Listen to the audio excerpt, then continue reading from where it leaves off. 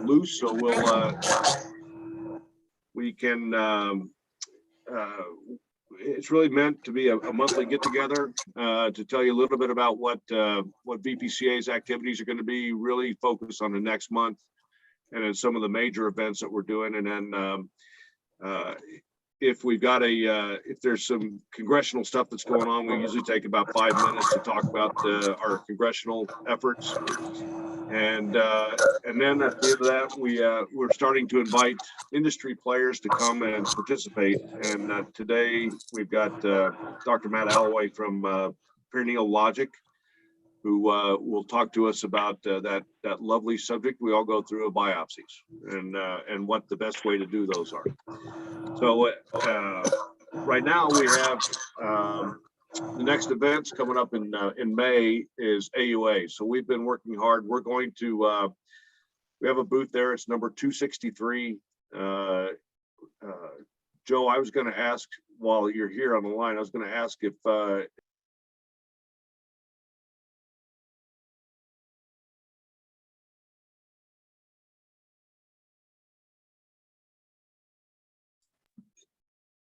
somehow I lost you. It went muted for a second. Yeah, I think Amy did that. She's probably been wanting to do that all day. Anyway, so I may we've got a couple of things coming up in DC later on in the year, but then also at AUA. I don't know what your schedule is, but it may be worth having you come down and helping us out a little bit. But we've got a booth there. We're actually launching formally launching our software that we've developed with Self-Care Catalyst. It's the prostate cancer health storyline software, and really it's intended. We know exactly what we have to do now to get it into the VA. We're talking to some VA physicians about being a sponsor. Is all we need right now is a sponsor. Then we can start going through the process of integrating it in there. Matt, I was going to talk to you as well as offered up to you. We'll send it versions out to you. It's for free to start with. Basically, it's a patient-centered software that runs on your phone or your computer, and it's really intended to help with really post procedures, but really gathering patient-reported outcomes in real time. And it also gives your office a dashboard, and you can put warnings on there that allow you to immediately talk to patients if something's not going right. It's got a telemedicine aspect to it, and it also helps. We're looking at a sort of the procedures, and we've got the CPT codes and things like that that are in there that actually help bring more revenue to a practice. And we've talked to a couple of the LUGPA players, and we're going to try to push on them to get it fielded. So we'll have some time. We'll definitely want you to come over and look at it from a practice perspective there. So we've got a lot of meetings set up to brief other urology practices on it, and also meeting with some VA people as well, and also some researchers from industry that could use it actually as they track patients going through that process of any kind of a clinical trial or clinical study. That's it. Other two big things. The November Veterans Day event in New York City is in planning. We've committed to the Intrepid. We're sorting out the which Marriott hotel that we'll center ourselves in, and we've also we're in discussions. I think we're going to do it. Have a men's health day following the event. So Saturday morning we'll have a men's health day. We're talking to people like the fire department, the VFW, a couple of publications in New York City to actually help host that whole thing. And then let's see what else. We signed up for the Miramar Air Show in September. So what that's going to be is sort of a give back to all of our sponsors. The Marine Corps are expecting a very large crowd this year. They're saying that somewhere in the neighborhood of 800,000 to 1 million people in attendance over 3 days. So they're looking at about 300,000 people a day. Our chalet will be branded. It'll look like Prostate Cancer Central, and we're actually looking at leasing a couple of vehicles, mobile blood vans or blood mobiles, and doing PSA screening at the event. So we're talking to Wendy Poag and her people about coming out to help us out with that whole thing, because there'll be a lot of guys, a lot of people that need to have it done, and it'd be great to, great sort of a place to do it. We can get them in and get them out fairly quickly in a little blood van type of deal. So that's good. And front row seats in the chalet for the Blue Angels, the Red Arrows, and all the other air show airplanes that are going on. So it'll be a fun weekend. That'll be, and hopefully we'll get a lot of people to participate and have some fun there. We're also going to screen. We've decided at the VFW National Convention in July, and that will be again in conjunction with the Prostate Conditions Education Council. They have an award, or it's a grant through the University of Colorado and NIH to actually do this screening. They've done over 5 million PSA screenings in this program. And what happens is it gets sent back to, you take the screen, it gets sent, or the blood, it gets sent back to Colorado. And then Dr. David Crawford is the one that signs off on all the levels. And they send back a letter to whoever gave a sample. If it's an elevated, if it's above 3 nanograms per milligram, actually get on the phone and call the guys and tell them that they need to get in to see their doctor and to take the reading and the sample back with them. So it's a nice little program. We need to, I think, get more out of it. We need to exercise a little bit more. So we're going to try to do that. That's about it. I think on the legislative side, I didn't see Sarah sign in. But anyway, there's so HR 4880. I spoke with Congressman Dunn 2 weeks ago, and they're trying to get the Democrats to put it on the docket to vote on it. We're still pushing that. There's also another effort that just popped up. A bunch of former aviators, and I think Vince Alcazar and the people at the Red River Valley Fighter Pilots Association have been pushing this along to get some funding for the Air Force to do a study, and I think we're going to help them out if they get approval. That study, or our study, the one that we're in with Dr. Jeff Jones and Dr. Van Allen at Harvard, will all qualify. I mean, it would help us to fund the assays that are required to get the DNA samples and to put it all together. So that's those things are all good. There's all efforts in Capitol Hill. I think we're raising more awareness. We've got some guys that are dealing with it, so we'll keep supporting them, and we'll let you know how that goes. We actually had also a discussion with American Cancer Society. Pam Traxel is their sort of chief lobbyist in DC, and she's on board to help us with any of these ventures that we're looking at as well. So with that, I'm going to turn it over. I think I'd like to introduce Dr. Allaway.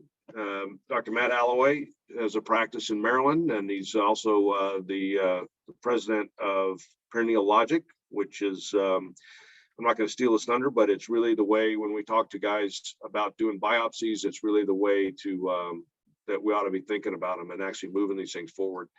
So we're helping them introduce this to a number of VA urologists and other personnel that are in the prostate cancer world. So with that, I'll turn it over to Dr. Allaway. Matt. Thank you, Bing, and thank you very much for the opportunity to work with this fine organization. These grassroots efforts from patient support groups, this is really, really important, because the voice of men is not always heard when it comes to prostate cancer. Even though it's the most common cancer in American men, it doesn't always get the proper attention. Men don't always want to talk about their prostates. It's often their spouses or loved ones that wind up advocating for them. So to see this happening, we're all about this, and we will do whatever it takes to support this organization. It's very important to me. I have a quick little PowerPoint to kind of just go over, what we've done as a company and what the passion was behind it, what's happening, the future of prostate biopsies. Whoever's administrating the Zoom call, could you disable or could you enable the participant sharing screen, please?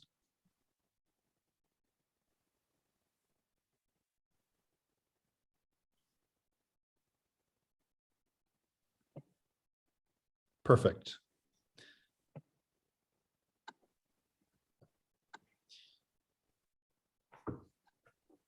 So I'm Matt Allaway, as I've been introduced. I'm a urologist. I've been practicing for the last 20 years in Western Maryland. And I was very blessed because I had a very bad cancer when I was 20. It wasn't prostate cancer, but it was a GU cancer. It was a rare form of germ cell carcinoma. I was treated by urologists and I had 3 recurrences. I went through 9 cycles of chemotherapy, 3 major operations. I'm a statistic that's lucky to be alive. So my goal was to, be the best urologist I could, but also try to contribute something back to the system.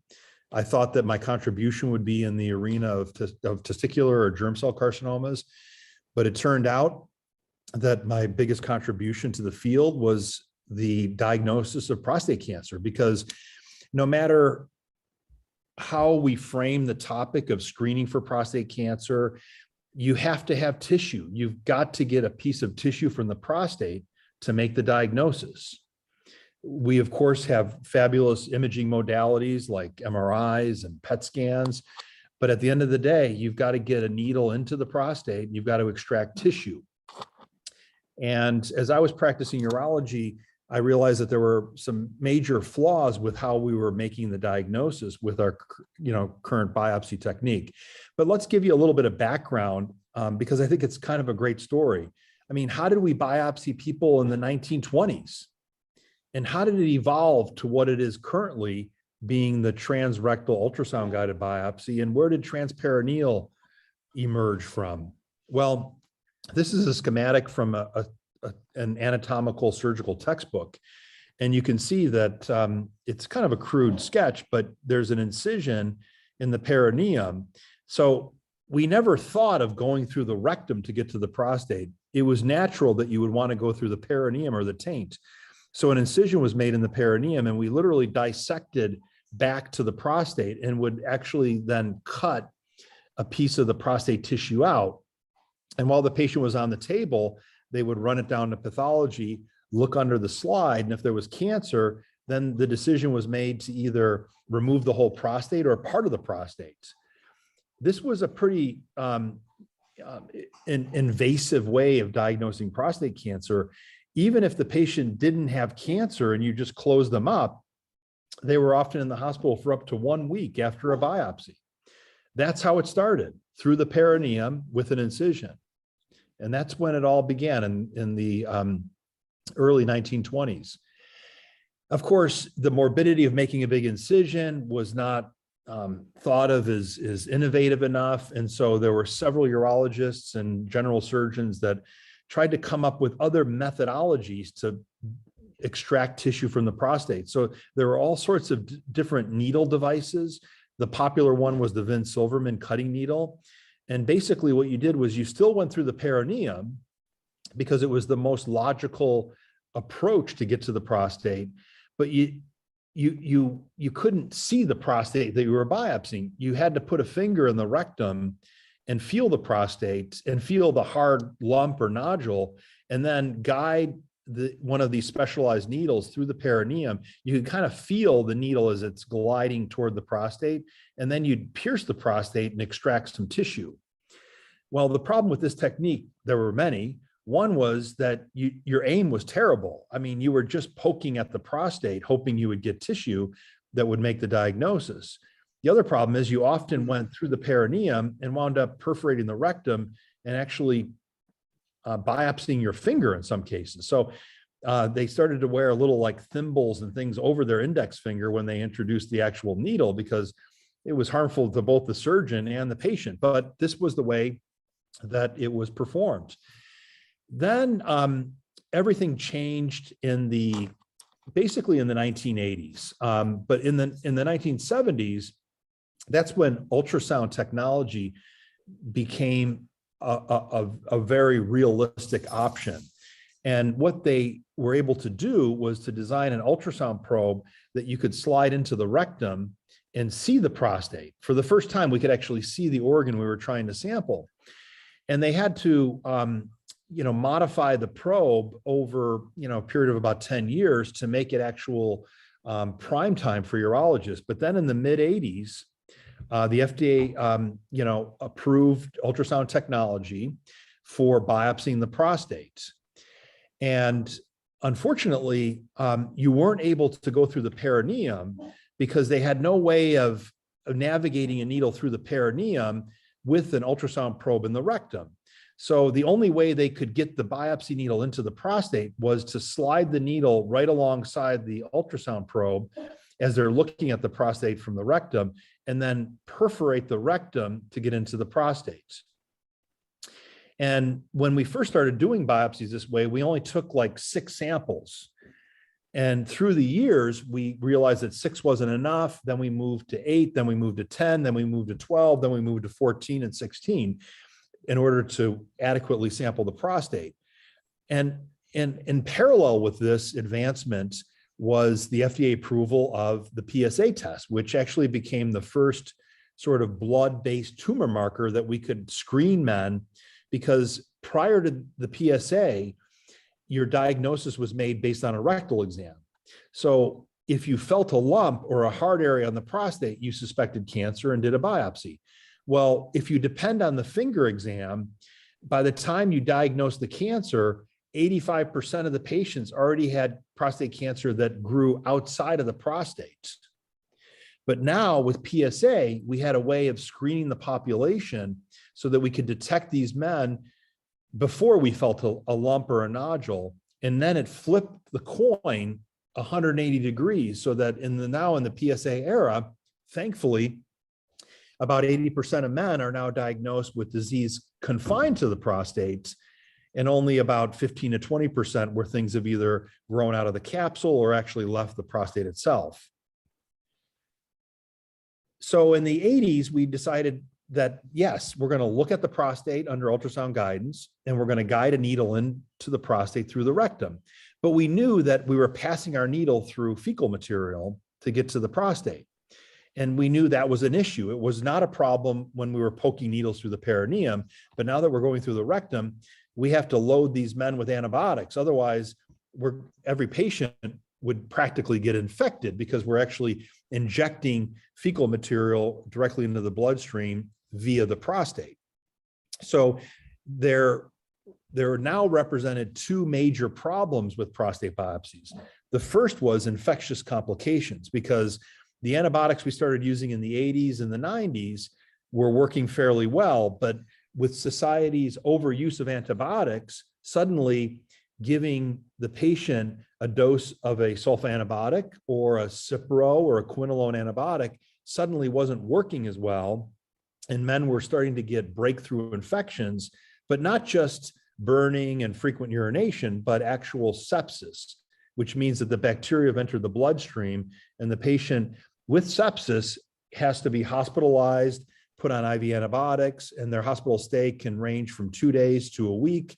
It could be on a med-surg floor. It might need ICU care. And about 12 to 15% of patients with sepsis will die of sepsis. So this became a huge problem. The other problem was that by going through the rectum, the trajectory of the biopsy needle is not in line with the entire prostate. So the entire anterior half, or the top half of the prostate, is very challenging to biopsy. And even when you do biopsy it, you're not obtaining a very good representative sample. You're basically poking up at that region of the prostate. So we realized that, unfortunately, many men were either having negative prostate biopsies when they still had cancer, or the cancer was misrepresented, meaning they were thought to have a slower growing prostate cancer, but they in turn had a more high-grade cancer that was of more risk. So these were the 2 problems that I faced about 7 years ago. And I decided, thinking through the problem myself, because I had 2 things happening. I had a growing population of men on active surveillance, and I knew that if I would continue to do transrectal biopsies, there was a high probability I was misclassifying the cancer. So I was telling men you have low risk cancer, but I was missing higher grade cancer somewhere else in the prostate that I couldn't easily sample with the transrectal approach. The second problem was men were getting infections and some were getting sepsis. So if you have a patient on active surveillance and you biopsy him and say good news and bad news, good news is you have slow growing prostate cancer. The bad news is you got a terrible infection. We're going to have to come back and re-biopsy you a year later for your confirmatory biopsy. Well, patients were refusing to undergo a second biopsy to face those risks. So I felt that there was only one solution, and the solution was to go back to the perineum. The perineum was the perfect pathway. It's a sterile pathway. We avoid all the fecal contaminants, and we can sample the entire prostate. So in 2011, that's when the urologic community woke up to this reality. That's when all the publications started circulating, showing that hospitalization rates after a prostate biopsy were doubling and tripling, and the overall sepsis rate ranged from 1% to about 6%, and the mean sepsis rate was about 2%. You might say, well, that's pretty low, but imagine you're a woman having a breast biopsy. Imagine if you told the woman that's having a breast biopsy that there's a 2% chance they will wind up in the hospital with life-threatening sepsis. And there's two ways we could do it. We could do it one way that completely eliminates that risk, or we could just do it the old-fashioned way and you could face that risk. I have a strong suspicion that the advocates for breast cancer would not tolerate the technique that would put them at that risk. In fact, even at the Maryland VA, we had 2 deaths from a prostate biopsy in 1 year. I mean, 2 men died unnecessarily from this. So, I mean, it's a real problem and we just needed to deal with it. And my solution was, and my passion was, I'm going to reintroduce the transperineal approach, but I'm going to make the transperineal approach something that is user-friendly, something that can be duplicated worldwide and use similar resources as a transrectal biopsy, easily trainable, easily convertible, and also done under local anesthesia, just like a transrectal biopsy. Now, the idea of a transperineal biopsy is actually not necessarily new. As I told you, back in the 20s, we were going through the perineum. In 2001, urologists primarily in Europe, they took the brachytherapy grid that we use to put radiation seeds into a prostate, and they thought, well, we're going to go back through the perineum, but we're going to use the brachytherapy system, and we're just going to slide our biopsy needle through one of the various apertures into the prostate. And that was called the transperineal saturation biopsy. So you'd basically, if the prostate sat over the grid plate right over where I'm drawing with my cursor, you would just biopsy through every aperture coming across in rows and columns. Unfortunately, the patient is going to get poked 30 to 50 times. And the problem with the grid is it forces your biopsy needle to only go in one direction. You don't have the ability to maneuver complicated motions because the prostate's not a box. It's actually more the shape of a pear. So in order to properly biopsy the prostate, you need to introduce your biopsy needle at complicated angles. And I knew that the grid could not accomplish this. Again, it was 2001. Here's another view of the whole procedure. There were just a lot of bugaboos with this transperineal approach. I actually have never done a prostate biopsy using the grid stepper. There are still people using this technique. They're quickly adopting our methodology because it avoids a lot of the problems with this. You can see the patient is put in this exaggerated dorsal lithotomy position. They've got this very rigid instrument with the probe into their anatomy. And the patient, to tolerate this procedure, has to be put under deep anesthesia.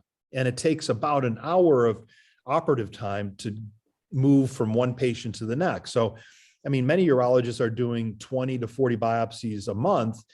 You know, it's just not feasible to do the biopsy in this fashion. However, here's the positives.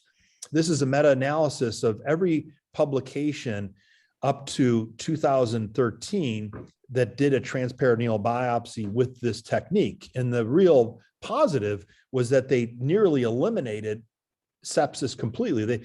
This is a meta-analysis of all these manuscripts. There was over 6,600 patients, and there were only 5 cases of sepsis, which is quite encouraging. That's a percentage sepsis rate of 0.007, which is quite low. And then the same literature review found the infection rate with transrectal to be 5%. This was done by Jeremy Grummett, who's a very respected urologist in Australia. Just to show you the schematic, because we had this infection issue, and now we have the issue of diagnosis. So if you look at the schematic to the left, the transperineal approach introduces the biopsy needle right in line with the zonal anatomy. So you're able to come up into the anterior prostate or the apical prostate over here very, very easily, just straight on. And to the diagram to the right on the screen shows the transrectal trajectory, and you're very limited. Your angle of entry is a little bit obtuse, and you're not able to thoroughly sample each zone of the prostate. In addition, to get up to the anterior and apical regions of the prostate takes a little bit of special attention. And again, you're not flying into that zone. You guys are aviators, so I can definitely talk a lot about a lot of aviation terms that I use to train patients. We fly in and we get a full representation of that region of the prostate versus the transrectal, which are just merely poking up at the prostate. This is actual real data from Johns Hopkins, and it shows MRI images of hundreds of men that had positive MRIs. That's to the left. And so the darker the blue is, the more concentrated the cancer exists in those areas of the prostate. So you can see it's fairly representative throughout the entire prostate, except for the anterior base where we don't find much cancer at all. If you look at the heat map to the right, this heat map shows with the transrectal biopsy where it misses all the cancer. And you can see the cancers that are missed are all up here anterior and also on the apex. These are the areas that I knew I could more accurately sample, and that was the second benefit of going transperineal. Again, to highlight some of the issues with the grid stepper, the other problem with prior transperineal approaches is that many of these patients suffer other complications that we don't see with transrectal. For example, up to a quarter of the patients will not be able to pee properly for the first few days after the biopsy that way. There's a lot more perineal pain, because imagine 50 pokes through all the anatomy to get to the prostate, and a lot of rectal pain, including erectile dysfunction of up to a quarter of the patients. Not necessarily permanent erectile dysfunction, it may be transient, but it's still equally bothersome to the patient. So the main reason that I felt that we needed to move away from that transperineal approach was, again, general anesthesia is just not necessary. An hour for a biopsy is a bit excessive. All the additional costs of anesthesia and the staffing. The brachytherapy apparatus is very expensive. It's very fussy and requires a lot of adjustments.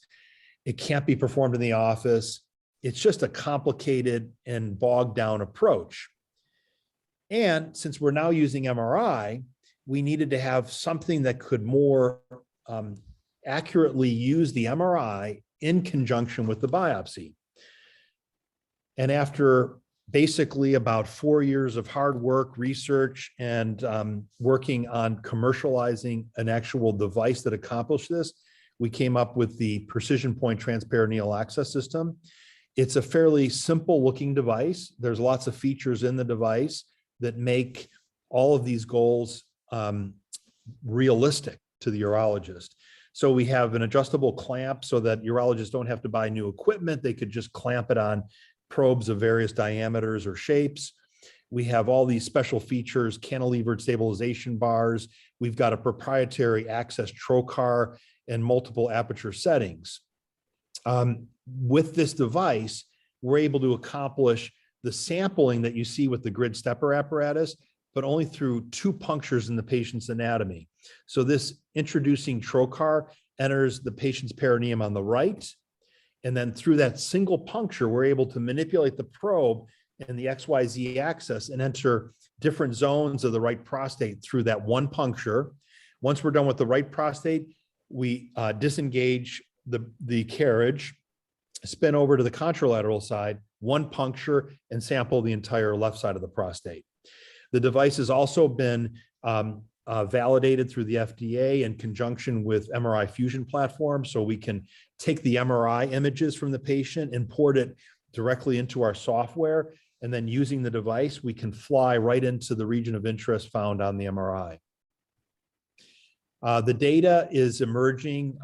There's about 12 publications already published worldwide using the PrecisionPoint method. And just to highlight some of the real nice milestones that we've achieved, you'll see in all the trials that the sepsis rates are essentially zero. We're showing cancer detection rates that range from 70% up to 79%, which when I was doing transrectal, our average cancer diagnosis was about 38%. So we really, by being able to sample so much more thorough and the entire prostate, we're able to capture, all the relevant regions where cancer may hide. And not only is it just about diagnosing any cancer, we're really most interested in the clinically significant cancers, those that are not the slow growing variety. And we detect, anywhere between 50 and 60% of these cancers are found to be clinically significant. I decided to just give you this very, high level overview. And if anybody had questions or comments, I'd be happy to address it. Our website has videos. I didn't know really if we really wanted to show you live videos. Sometimes people may react differently to that, but certainly if you go on perineologic.com, you can go under, videos and see exactly how the procedure is done. I'm proud to say I trained a urologist today who is a U.S. Army veteran. He was an Army urologist who worked at Fort Hood for 10 years. And now he entered private practice right outside of DC. We're hoping to use his connections in the military hospitals to further improve our visibility, because most urologists will admit, they didn't admit this 7 years ago when I started the project, but now most urologists are willing to accept the reality that, the transrectal is rotting on the vine and the transperineal approach is taking front and center and will become the new standard of care. Matt, I have a question for you. What kind of anesthesia do you give for this procedure now? Is it just twilight, or you just do local, or what do you do? Yeah, actually, the real benefit and the reason we've gained tremendous traction, for example, in the United Kingdom, year to date, 75% of all prostate biopsies are now done with the PrecisionPoint. And why has it exploded to that degree there? It's because they were definitely believing that transperineal was the answer. And in fact, they started the movement called Trexit, transrectal exit, in comparison to tongue-in-cheek Brexit. And their goal was eliminate the transrectal biopsy completely, but they only had the grid stepper and they were tying up their OR all day long doing a small amount of biopsies. We presented our solution, which is done under local anesthesia, and they were able to transfer all that care into the outpatient clinic. Now, having said that, I still believe that about 85% of men are happy to go through this experience under local anesthesia. I also will admit that about 10 to 15% of patients would be better served with twilight. Now, this is not general anesthesia. This is kind of like going for a colonoscopy where you just have an IV in and they inject a little bit of propofol. So it's very, very light anesthesia, and we combine that with local.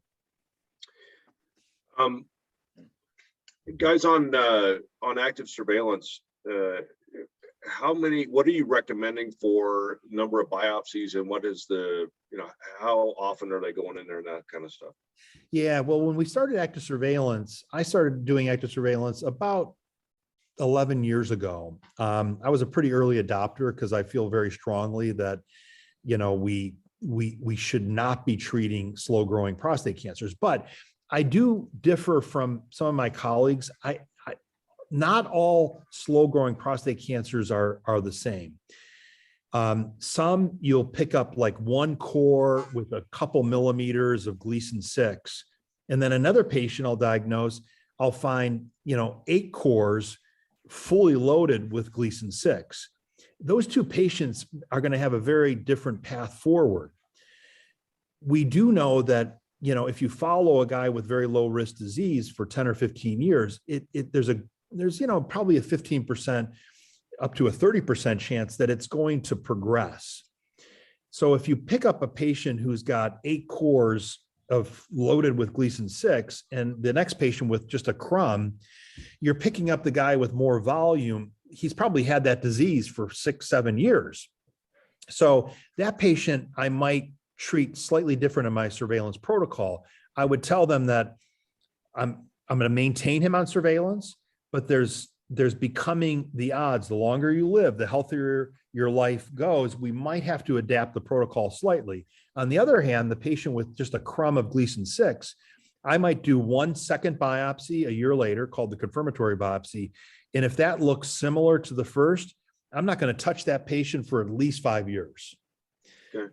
So there's a little bit of variability, but we definitely have pulled back on the repeat biopsies quite a bit. We used to do it every year, and that became, very frustrating for the patient and the doctor.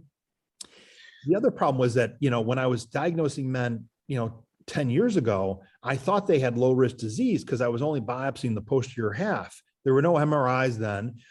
And it turned out that some men did very poorly because we were missing the relevant cancer that we never even touched. We just picked up a second cancer that happened to be low risk. So now with good whole gland sampling, we're identifying and classifying the men more accurately from the very beginning. How are you integrating these new technologies like the Exosome DX and MDX type of tests and diagnosis tools and that sort of thing in with your the biopsy? Yeah, most of the tests like the urinary exosome, the 4K score, the PHI, I'm now actually introducing the ISO PSA, and I will give it, a strong recommendation to our guests. ISO PSA. It was developed in conjunction with the Cleveland Clinic. It's basically like, imagine you have your PSA, okay, and your urologist comes and says, your PSA is 6.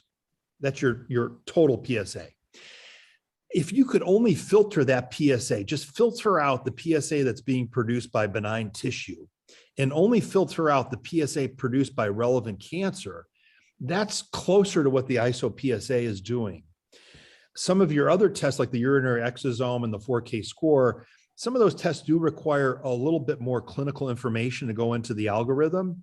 So I have used them in the past, but I'm now shifting my attention to ISO PSA because one of the problems I had with the urinary exosome, it can be a very good test.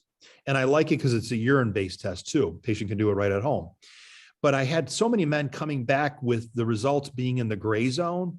It would be like 12, 14%. If it's high, if it's really high on the urinary exosome, it's super helpful. If it's super low, like 5%, it's also very helpful. The problem is if you have a lot of the guys coming in the gray zone, 12 to 14%, then you feel like you're back where you started. So I keep searching for a better secondary test. Now, all these tests are only indicated for men. You don't want to do it as like you replace your PSA with one of these every year.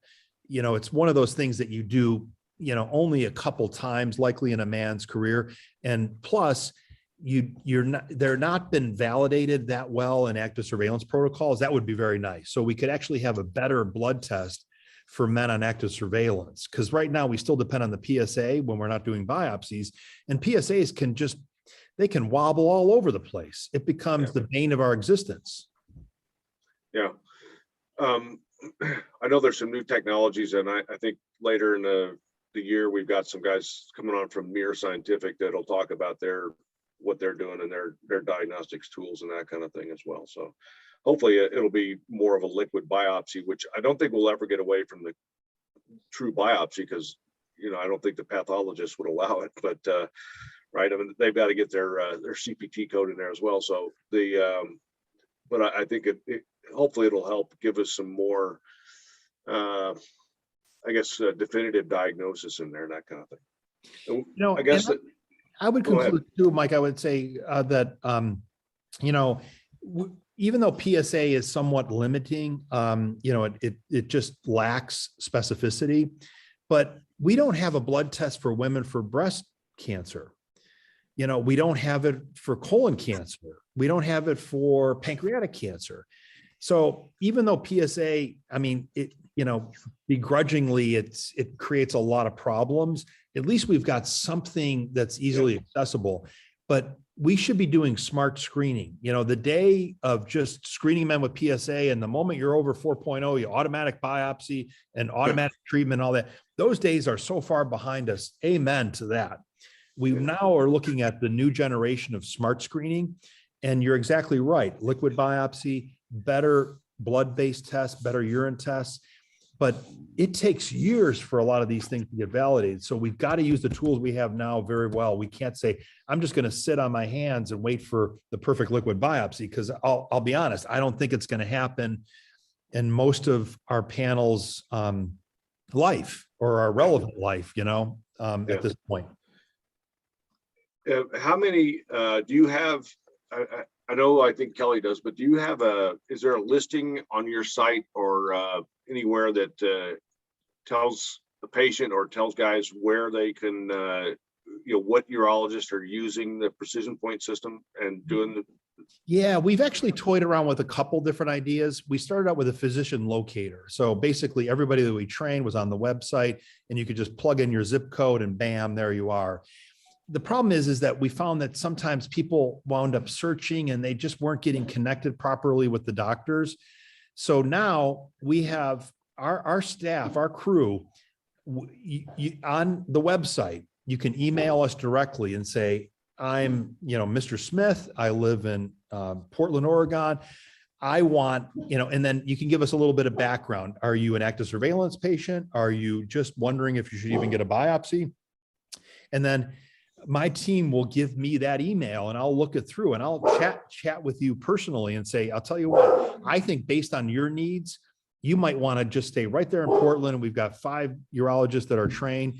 Or I might say, you know what, I think you should drive down to San Francisco and go visit, Dr. Shinohara, who does this and this, but also uses a transperineal approach. So we're actually decided to just hold the hand of the patient a little bit more to make sure they made the connection and that everything went well. I typically will follow up and make sure that everything went smooth, because everybody that we train, we want to maintain, these standards. Like everybody needs to be doing it the right way to get the right results and no problems. And I want to make sure if I send Joe Gallo to some urologist in Portland, that I call Joe and say, how did it go? He goes, oh my gosh, it was perfect. They treated me with respect. It was an easy experience. I really enjoyed it. So either option, but yes, we've got. Hey, Matt. Yes, Joe. I did have your procedure, but I didn't have it in Portland. I had it over in Philly. Oh, did you? Oh, who was your urologist, if you wouldn't mind? Andres Correa at Fox Chase. Oh, wait, I'm sorry. My daughter. Yeah. Who was it again, Joe? Correa at Fox Chase. Oh, great. Yes. Andres. Okay. Yeah. And I can give you a little bit of an endorsement with it because I had, up to that time, I had 2 biopsies and 3 MRIs, and all the time it kept up with low concentration of Gleason 6. Okay, actually 3 cores. And when we had the procedure done, we did it in conjunction with the micro ultrasound. All of a sudden, we got to a different part of my prostate, and I ended up with a Gleason 8 that became a 9. Oh, shoot. I'm sorry, Joe. So it was well, the good and the news and the bad news. The bad news is that I got the bad Gleason. The good news is we found it. Okay. And that was because we used that procedure. And I know that Mike had asked, what does it feel like? I had the 2 local injections and that was it, and after that, there was nothing except getting used to being in a slightly different position. Yes, it Yeah. is. It is the birthing position, if you will. And, actually, we thought that that position would be less tolerated than the laying on the side, but they did a really great study in South Korea, and they randomized the patient to both positions. And actually, the tolerability turned out to be better dorsal lithotomy than on the side. And I don't know exactly why, but we're constantly adding little layers of improvement onto the biopsy to make it more tolerable. In fact, today I just introduced using an ointment that's rubbed near the anal sphincter that actually causes all that muscle tissue to kind of go floppy and relax, so that even the introduction of the probe is not so uncomfortable. So I'm concerned about every aspect. In fact, I've tried to biopsy myself, but it's just really hard, like actually I would happily undergo the biopsy. I wanted to do it at the AUA the first year we launched. I was going to eat a sandwich and have somebody biopsy me, awake and just eating a sandwich. But, the AUA didn't like that idea. Yeah, right. Yeah, too much. It's an interesting topic. I just was at Sierra Space in Washington, D.C., and we were handing out materials and literature to guys, focusing on the veteran population, right? Most of the people showing up there were vets. And I would say that 90% of the questions I got were guys worried about their biopsy. And I, as Matt, as you well know, I was sending Evan and John emails every day. Guys were having questions about biopsies and how do we, what's the best way to do it? Why should I do it? How do you do it? What are the results? What, does it hurt? Does it not? So I think that as we look at this, look at prostate cancer, the number one, I think, impediment to prostate or guys getting their, prostates checked is the biopsies, the fear of the biopsy, right? And it's a big issue. And I think that we've got to do a better job of getting the word out. The other question I had for you is, how many of these systems have you moved into the VA? Kelly, what would you say our count is? Kelly's with me and she's been observing and taking notes. Oh, good. It's growing nicely. We're approved at the military hospitals and the VA hospitals. The problem is getting the training, because we want to make sure everybody's trained right. And then there was some issues getting the right ultrasound probe, because we prefer a probe that's not standard for transrectal. But now we've introduced training using the old-fashioned transrectal probe, which our device works on quite nicely. So now we've introduced that. That's going to help move it faster. And Kelly's going to try to get a count on this. Okay, I was just curious. I mean, since I don't see them on, usually Jeff Jones is here and Mohammed Siddiqui is usually here as well. Some of those urologists, and we're trying to push it around. Isla Garraway was here last time out in UCLA and West LA. So they're usually on. I didn't know if any of them were using it. I don't know if Jeff's using it or not, but we'll definitely drag them. I know they're all going to be at AUA, so you'll have a time to chat with them about it there. Yeah, Dr. Siddiqui, he's been fabulous. He's a great guy. I trained him a couple of years ago. It's taken a couple of years to get the VA going. He's got that running in Baltimore, and now he's brought it into the university campus. We try to do the VA hospitals that are overseen by the universities, so that we can really ensure like the highest quality, applier to the technique. I just see that the sepsis rate, all the numbers that I quote on complications, unfortunately at the VA hospital, you almost have to multiply it times 2. And that should not happen. Yeah. What can we do, and how can we as an organization help you? I mean, the guys are here on the call. What materials and what do you recommend that we can do when we go and see our local urologists and our local hospitals and the VA and that sort of thing? I mean, we really believe that, and there's a great example of this in Australia. The Medicare of Australia has, because of patients, decided to cut the payment to transrectal biopsy 50% and increase the payment to transperineal by 30%, because, a lot of urologists are like, boy, I might have to buy some new equipment. I got to go back to school. I got to learn a new technique. Why should I do this? there has to be some motivating factor, but in the VA and the military hospitals, that's not the issue. Yeah. The issue is just to voice your opinion and say, isn't there a better way to do the biopsy? Isn't there a safer, smoother, better result technique? Yeah. And once the patients start talking about it, the urologists say, you know, I got to do it. I didn't want to go to school and learn this new one, but I got to do it. So really your voices mean more than everything. Okay.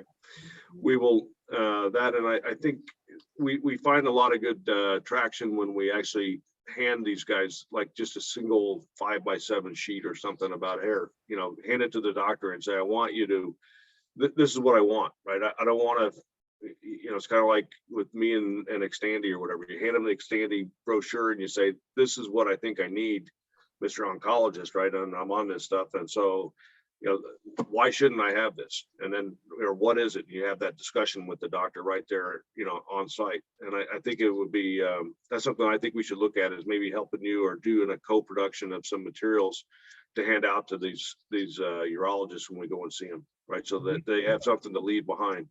We'd love to hear from all of you on what we can do better too. We're learning as we go along. What's the best, most efficient pathway?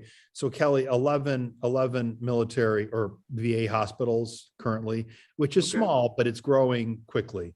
That's good. No, that's good. You need one, because then we can use that as evidence and basically ammunition to say, hey, it's already being used in the VA, so why don't you guys have one? So you better get it.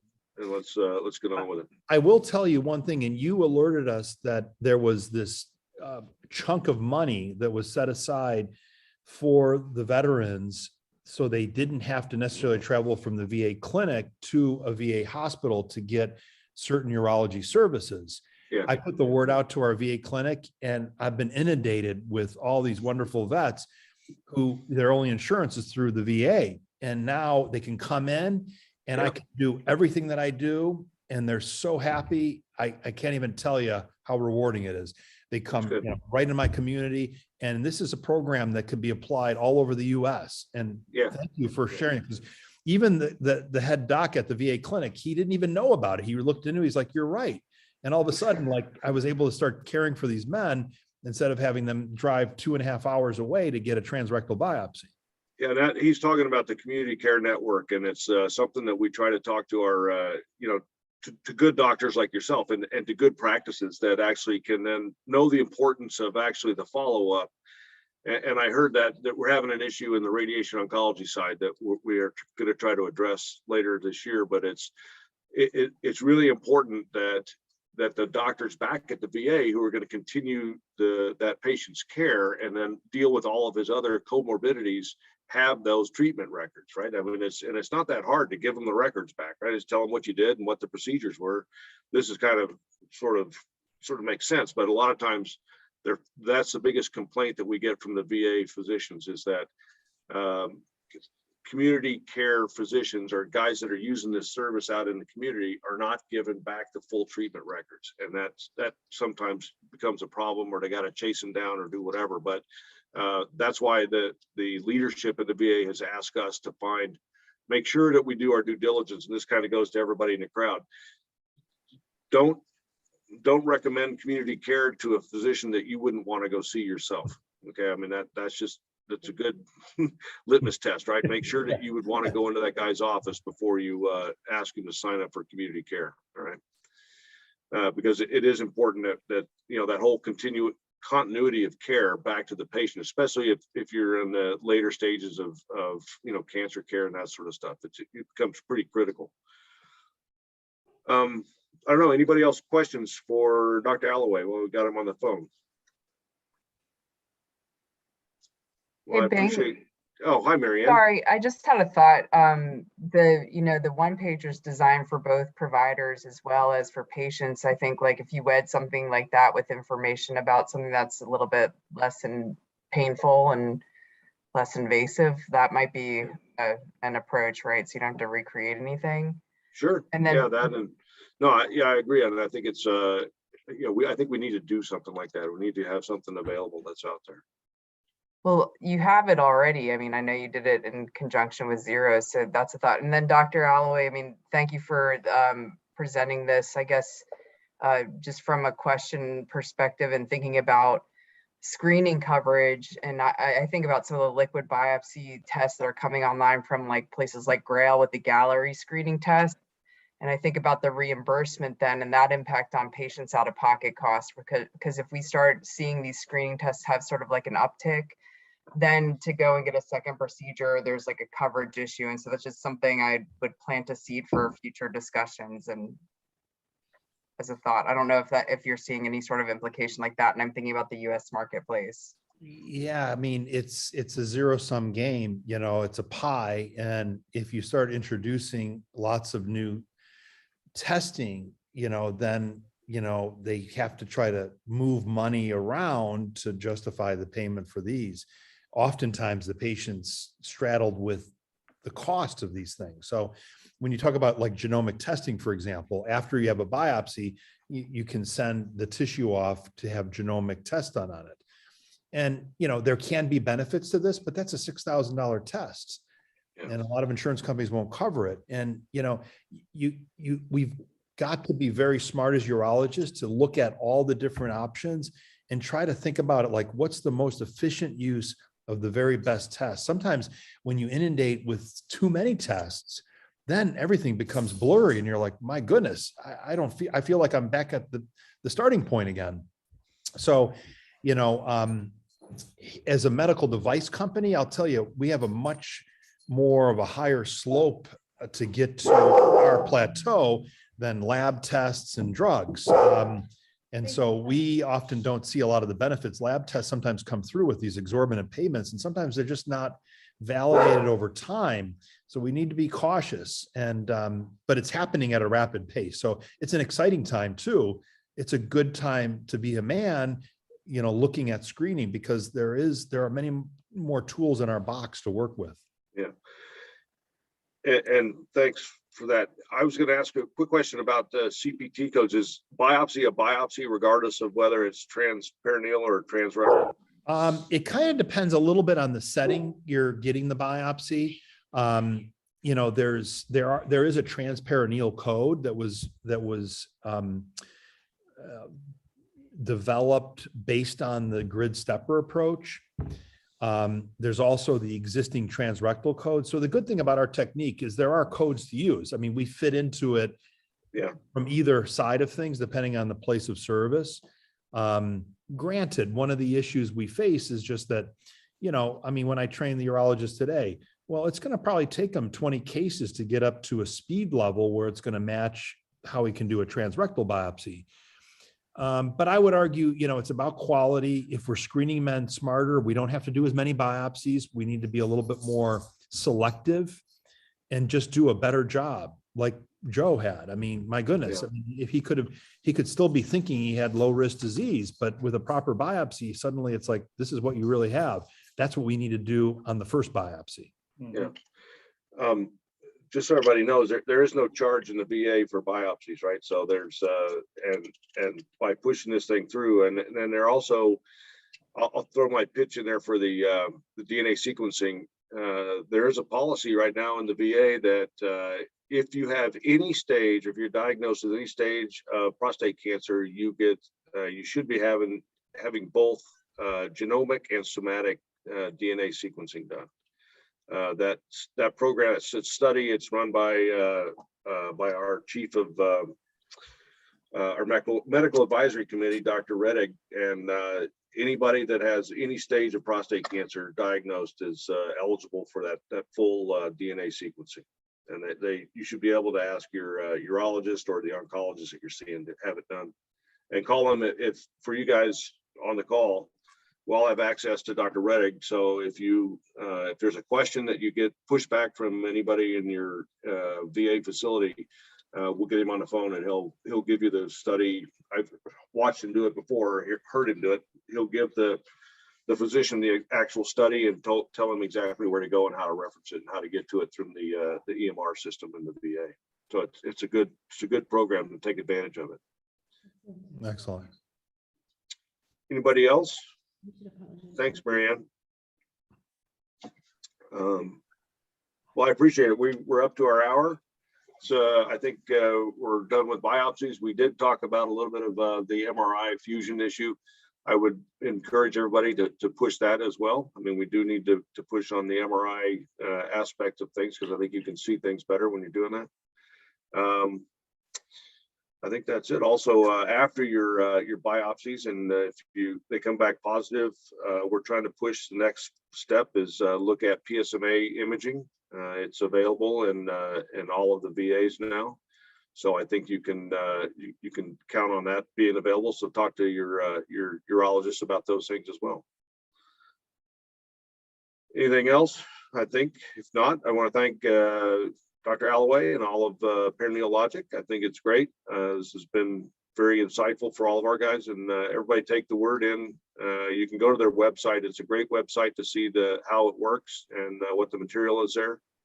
It was on your invite, and it's on our site as well. You can get to their site from our website as well. So take a look at it.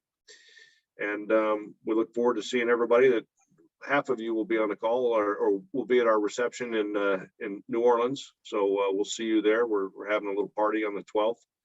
And I've got to call Terry. We need another bartender, so I'm going to enlist Terry to see if he can be a bartender. So anyway, so yeah, we'll have fun, and look forward to seeing everybody. And thank you for your participation tonight. Thanks, Bing. And I also want to, I've got Evan Brazington, our CCO, and John Hart, our COO, on the call, and Kelly's with me on the other side of the computer. We're all very committed to the movement with our veterans, and thanks for this opportunity. Well, I appreciate it. Yeah, thanks, guys. Thanks for volunteering and for your support. And yeah, we're seeing that. I mean, as you saw, I mean, everywhere we go, everybody has a question about biopsies, and I appreciate you guys answering all those vets calls that were coming in, trying to find out where they could go to get it done. So yeah, thanks for sending the info over. I appreciate it. Yeah, no problem, man. And we apologize for our dog. It's the time of the evening where all the deer come out to eat, so she gets a little bit rambunctious. That's all right. Keeps us all awake. Right. My dog was happy to hear her too. Yeah, there you go. One question. Yes, sir. Yeah, Terry. Yes. Are we going to have access to the recording of tonight's session, including the slides? Yes, you will. Okay, and, great. I'd like to pass those on. Yeah, we'll pass them on to everybody that was invited, and you'll have access to the digital recording of the call. And then you've sent that on, Terry, to your 170 guys or whatever, 175 guys. We've had a couple people call in from your group asking some questions too. Oh, good. Yeah, I've got a little over 200 now. So yeah, I would pass that on to them. Awesome. All right.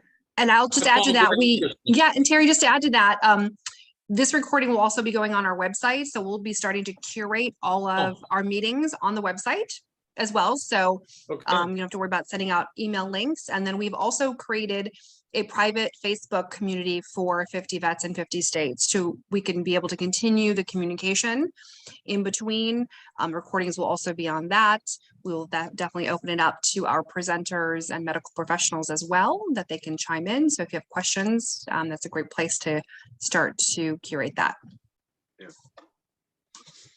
Great, thanks. Okay. I think that's it. I think it's a wrap. Thank you, everybody. Appreciate it. And we'll see you next month, same time. Hey. Thanks, Mike. Thanks, everyone. See ya. Thanks. Bye.